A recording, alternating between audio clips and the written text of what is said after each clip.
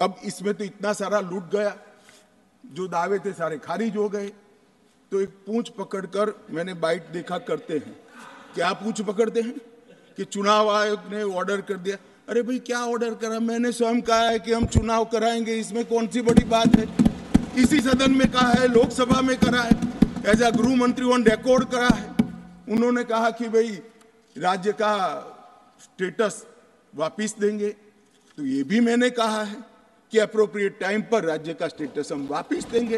और supreme court ने भी ये जो कहा है उसमें मेरे सदन में के बयान को और सॉलिसिटर जनरल के सुप्रीम कोर्ट के सामने बयान को कोट करते हुए कहा है। अब मुझे कोई समझाए इसमें विजय कहां से हुई है। घोर पराजय में विजय कैसे ढूंढना, इसकी कला कोई आप लोगों से सीख ले साहब। इतने बड़े घोर पराजय विजय कैसे ढूंढना, इसका कोई अभ्यास वर्ग साहब रखना चाहिए साथ अर्थ में। ये बहुत बड़ी कला है। मैं तो आज अगर उनके जैसे मेरे विचार होते तो ये सुप्रीम कोर्ट के जजमेंट को देखकर डिप्रेशन के मारे 1 महीना सदन में ना आता, मगर ये तो प्रेस कर रहे हैं।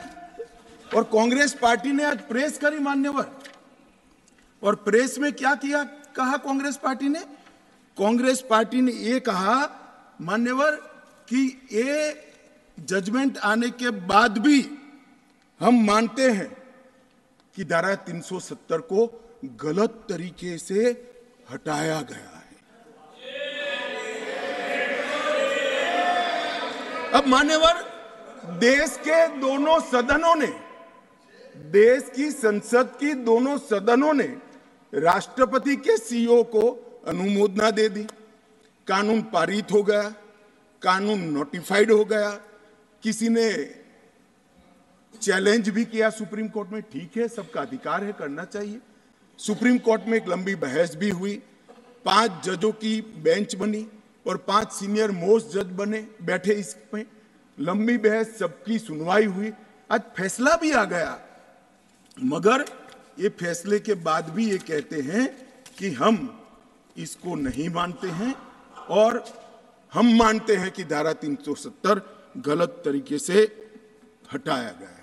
मान्यवर मैं इनको नहीं समझा सकता, मेरी तो मर्यादा है साहब, नहीं समझा सकता कि वास्तविकता क्या है।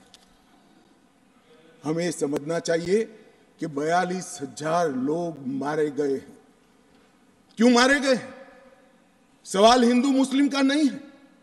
इनसे ज्यादा मुसलमान गुजरात में है, कश्मीर से ज्यादा मुसलमान उत्तर प्रदेश में है, कश्मीर से ज्यादा मुसलमान बिहार में है, कश्मीर से ज्यादा मुसलमान आसाम में है। क्यों वहां अलगाववाद नहीं हुआ? क्यों वहां टेररिज्म नहीं हुआ? बाउंड्री का भी सवाल नहीं है साहब। कई ऐसे राज्य हैं, राजस्थान की बाउंड्री भी पाकिस्तान से लगती है, गुजरात की बाउंड्री भी पाकिस्तान से लगती। क्यों हुआ?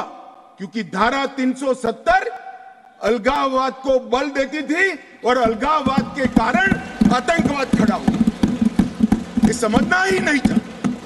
एक गलत फैसला हो जाता है, कितने भी बड़े आदमी से हो सकता है, किसी भी पार्टी से भी हो सकता है, मगर जब इतिहास सिद्ध कर दे, समय सिद्ध कर दे ये फैसला गलत है, देश के हित में वापिस आना चाहिए।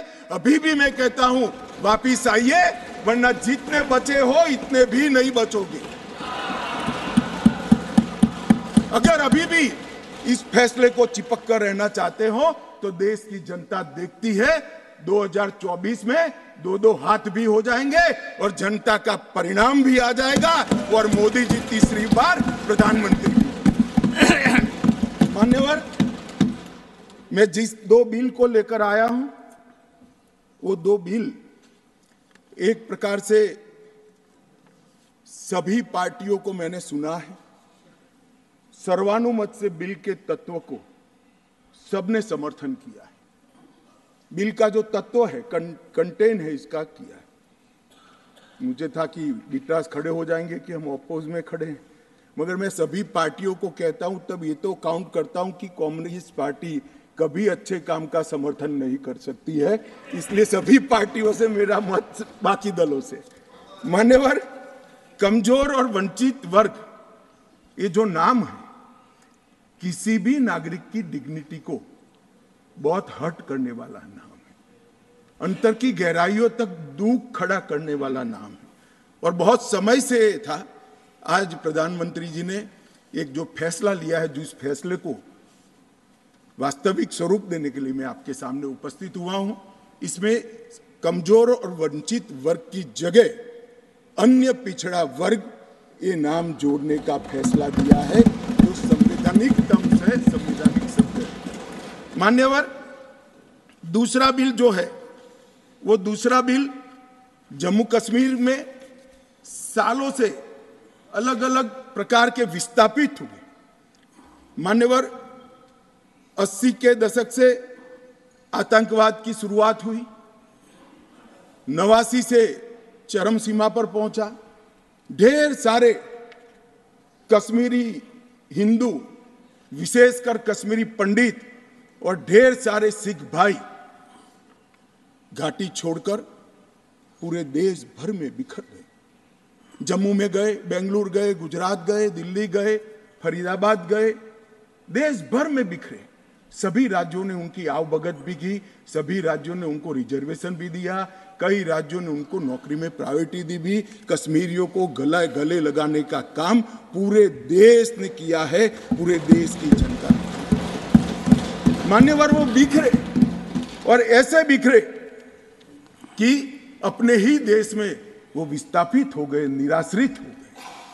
जिनके पास अरबों खरबों की संपत्ति थी, वो दर दर की ठोकरे खाने के लिए मजबूर हो गए। मान्यवर, उन लोगों को सम्मान देने के लिए, और ये आंकड़ा कोई छोटा मोटा आंकड़ा नहीं है, 46,631 परिवार जो रजिस्टर्ड है वो वहां से विस्थापित हुए हैं और 1,57,967 लोगों ने हमारे बहुत प्रयास के बाद 19 के बाद हमने एक अभियान चलाया, हर शहर में जाकर एडवर्टाइज दिया है, ऑनलाइन रजिस्ट्रेशन हो गया है और इतने लोग अब तक रजिस्टर्ड हुए। तनख्वाह साहब ने कहा कि बहुत सारे हैं, करना चाहिए। मैं तो उनको निमंत्रित करता हूं, तनख्वाह साहब आप जितने भी छूट गए इसकी सूची लाइए, आधी सेकंड में मैं रजिस्टर कर आपको एक्नॉलेजमेंट दूंगा। मान्यवर, ऑनलाइन प्रक्रिया है और मैं आज इस महान सदन के माध्यम से देश भर में बिखरे पड़े कश्मीरी पंडित और अन्य विस्थापितों को कहना चाहता हूं, नरेंद्र मोदी सरकार आपको न्याय देने के लिए कमिटेड है।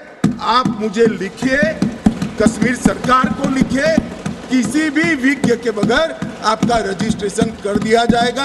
आप मतदार भी बनोगे, चुनाव भी लड़ पाओगे और जम्मू कश्मीर के अंदर आप मंत्री बनकर भी जा सकते हो। आपको पूरा मान्यवर, 3 युद्ध भी हुए, 1947 में और 48 में युद्ध हुआ।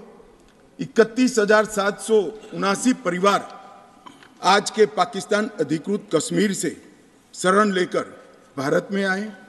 इनमें से 26,319 परिवार तत्कालीन जम्मू कश्मीर राज्य में बसे और शेष 5,460 परिवार अन्य भागों में बसे। दूसरा युद्ध हुआ 65 और 71 का और छम्ब और नियाबत क्षेत्र से लगभग 10,065 परिवार विस्थापित हुए। 3500 परिवार 65 के युद्ध में हुए और इतने ही करीब 71 के युद्ध में हुए।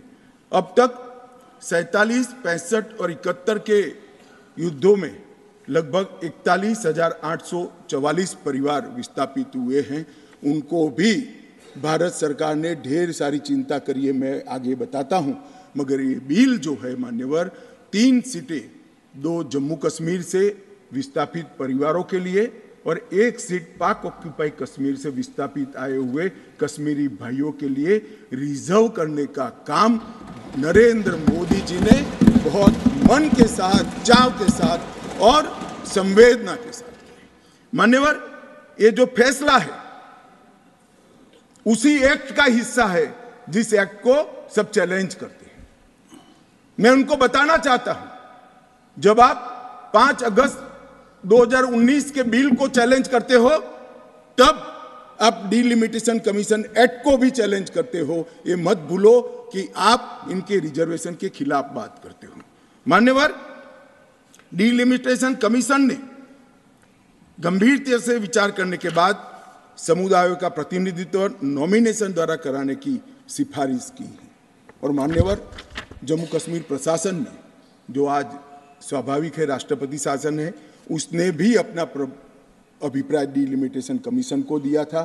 भारत सरकार ने के गृह मंत्रालय ने भी दिया था कि इनके प्रति सिंपैथेटिक व्यू लेना चाहिए, इनका प्रतिनिधित्व होना चाहिए। जब वो अपनी जमीन में ही नहीं है तो असेंबली में कैसे चुनकर जा सकते हैं। मान्यवर, और ये आदेश उन्होंने प्रकाशित किया था, जिसको आज कानूनी जामा पहनाकर मैं ये बिल को लेकर उपस्थित हुआ हूँ। मान्यवर, ये जो डिलिमिटेशन कमीशन ने और भी कई फैसले किए हैं, मैं जरा सदन के सामने पूर्व की स्थिति और अभी की स्थिति बताना चाहता हूँ। पूर्व में जम्मू में सिर्फ 37 सीट थी, 37 सीट थी। अब नए डिलिमिटेशन कमीशन ने 37 से बढ़ाकर 43 सीट जम्मू क्षेत्र में बनाने का कहा। मान्यवर, कश्मीर में 46 सीट थी, 46 सीटें थी। अब 46 की जगह 47 सीटें, 47 सीटें बनाने का कहा। इस तरह से जम्मू और कश्मीर दोनों को मिलाकर 83 सीटें थी। लद्दाख की सीटें निकाल दी है क्योंकि वहां यूटी बन चुकी। 83 सीटें थी, उसकी जगह 90 सीटें अब डिलिमिटेशन कमीशन ने करी है, जिसको भारत सरकार ने माना है। और पाक ऑक्यूपाई कश्मीर की 24 सीटों को आरक्षित रखा गया है, क्योंकि हम अभी भी मानते हैं, कोई जिसको जो बोलना है वो बोले। इस सदन में बोला हुआ शब्द इतिहास बनता है। मैं आज फिर से कहना चाहता हूं, पाक ऑक्यूपाई कश्मीर भारत का है।